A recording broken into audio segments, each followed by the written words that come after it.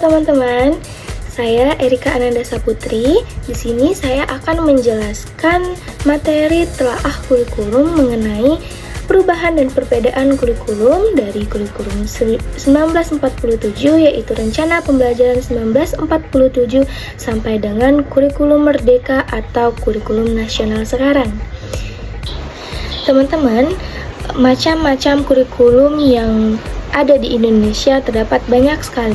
Tetapi di sini saya akan menjelaskan beberapa kurikulum, yaitu 4 macam kurikulum. Yang pertama, kurikulum 1947, yang kedua kurikulum KTSP 2006, yang ketiga kurikulum K13, kemudian yang terakhir kurikulum Merdeka atau kurikulum nasional. Mengapa sih kurikulum itu banyak sekali dan terus berubah-ubah?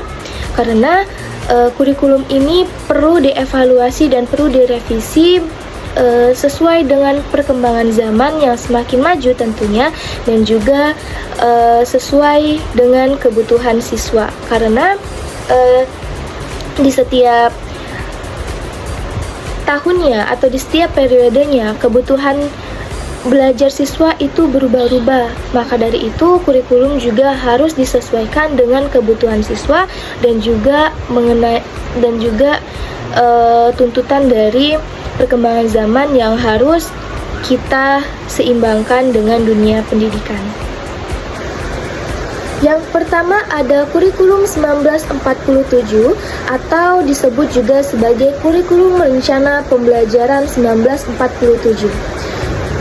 Kurikulum 1947 ini adalah kurikulum pertama yang digunakan di Indonesia setelah kemerdekaan Indonesia, yaitu tahun 1945.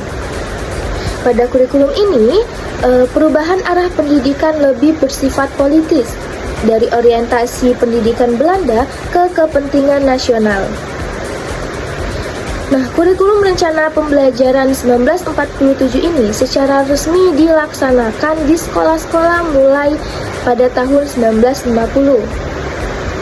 Jadi, fokus dari kurikulum 1947 ini ialah cenderung pada pembentukan karakter yang merdeka dan berdaulat sehingga sejajar dengan bangsa-bangsa lain. Dari kurikulum 1947 sampai dengan kurikulum 1994 tentunya banyak sekali perubahan yang terjadi dalam dunia pendidikan. Seperti pada kurikulum 1994, yaitu pemerintah telah memperbarui kurikulum sebagai upaya memadukan kurikulum-kurikulum sebelumnya, yaitu dimulai dari kurikulum tahun 1947, sehingga pada tahun ini juga banyak perubahan yang terjadi pada kurikulum ini.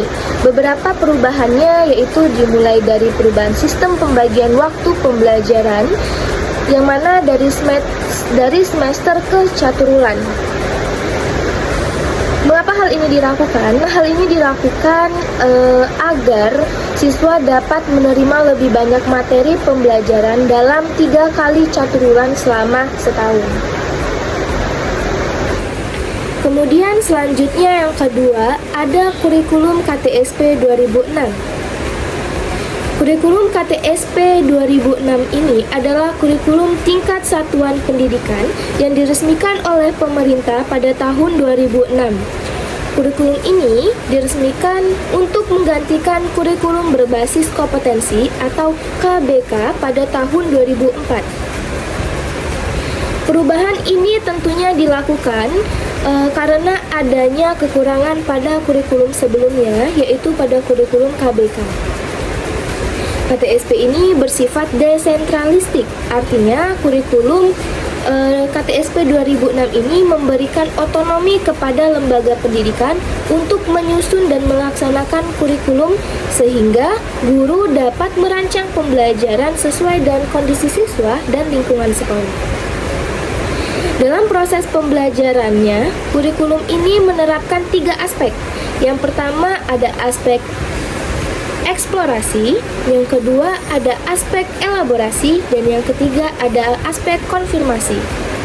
Nah, penilaian yang dilakukan pada kurikulum ini cenderung lebih mengacu pada penilaian pengetahuan dibandingkan penilaian terhadap kompetensi yang dilakukan pada kurikulum sebelumnya, yaitu pada kurikulum KBK tahun 2004.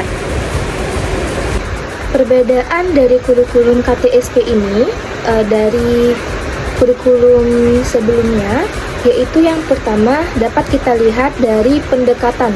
Pendekatan yang digunakan dalam KTSP ini yaitu pendekatan kontekstual dan berbasis kompetensi, di mana seperti yang kita ketahui bahwa KTSP ini bersifat desentralistik sehingga guru dapat merancang pembelajaran sesuai dengan kondisi siswa dan lingkungan sekolah. Yang kedua,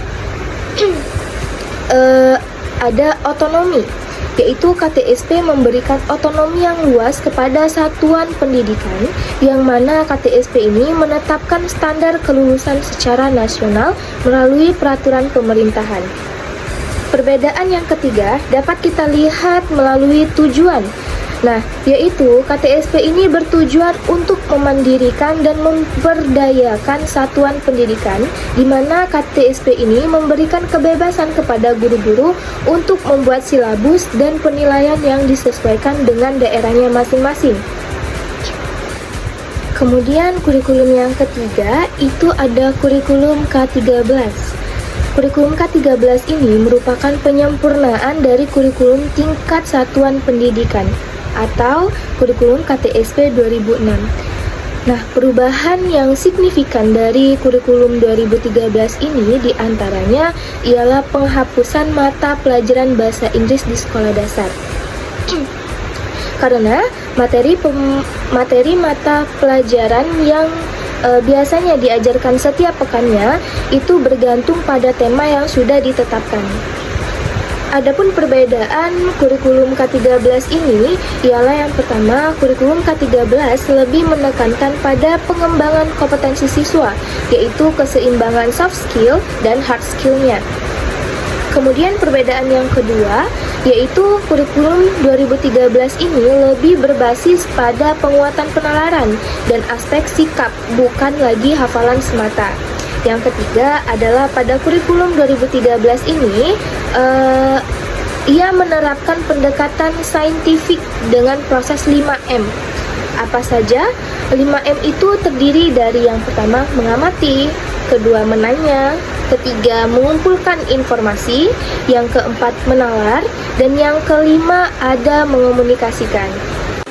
Kemudian yang terakhir ialah kurikulum merdeka atau kurikulum nasional. Kurikulum merdeka ini telah diresmikan oleh Kemendikbudristek pada tahun 2024 untuk menjadi kurikulum pendidikan di Indonesia pada saat ini. Kurikulum merdeka ini menggantikan kurikulum 2013 atau kurikulum K13 karena standar pencapaian kurikulum merdeka lebih sederhana daripada kurikulum 2013. Pada kurikulum merdeka juga, materi yang diberikan lebih sedikit, sehingga dapat memberikan waktu bagi guru untuk mendalami setiap konsep pembelajaran. Tidak ada perubahan mengenai kurikulum merdeka ke kurikulum nasional, karena kurikulum nasional adalah kurikulum merdeka yang diwajibkan secara nasional untuk ke semua jenjang satuan pendidikan. Perbedaan antara kurikulum merdeka dan kurikulum nasional ini tidak jauh berbeda, di mana kurikulum merdeka memberikan kebebasan yang lebih besar bagi sekolah dalam merancang kurikulum. Sementara kurikulum nasional ini adalah kurikulum yang baru, cenderung lebih terstruktur dan standar. Seperti yang kita ketahui bahwa perubahan kurikulum dilakukan oleh pemerintah untuk memperbaiki kekurangan-kekurangan yang terjadi dalam pelaksanaan kurikulum-kurikulum sebelumnya. Maka dari itu, pada kurikulum merdeka juga terdapat perbedaan kurikulum dengan kurikulum sebelumnya, yaitu yang pertama, pada kurikulum merdeka ia lebih fokus pada pengembangan karakter dan kompetensi peserta didik. Kemudian yang kedua, kurikulum merdeka menggunakan penilaian non-akademik, yaitu seperti portofolio dan pekerjaan proyek. Selanjutnya yang ketiga, kurikulum merdeka memberikan kebebasan yang lebih besar bagi sekolah dalam merancang kurikulumnya. Yang keempat, kurikulum merdeka mengembangkan kompetensi peserta didik sesuai dengan minat dan bakat yang mereka miliki. Nah, yang terakhir, yang kelima, perbedaan dari kurikulum merdeka dari kurikulum sebelumnya yaitu luaran jangka panjang kurikulum merdeka adalah profil belajar Pancasila. Nah, teman-teman, itu tadi merupakan proses perubahan kurikulum yang terjadi pada pendidikan di Indonesia. Perlu kalian ingat bahwa pergantian kurikulum ini dapat meningkatkan keseragaman dan standar pendidikan nasional.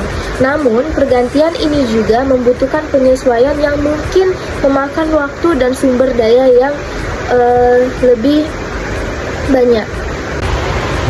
Maka dari itu, sekian penjelasan dari saya mengenai perubahan dan perbedaan kurikulum-kurikulum yang terjadi dalam dunia pendidikan di Indonesia. Mengenai informasi atau kata-kata yang sulit dipahami atau ada kalimat yang salah, saya mohon maaf, kepada Allah saya mohon ampun. Saya akhiri. Wassalamualaikum warahmatullahi wabarakatuh. Sampai jumpa di pertemuan berikutnya.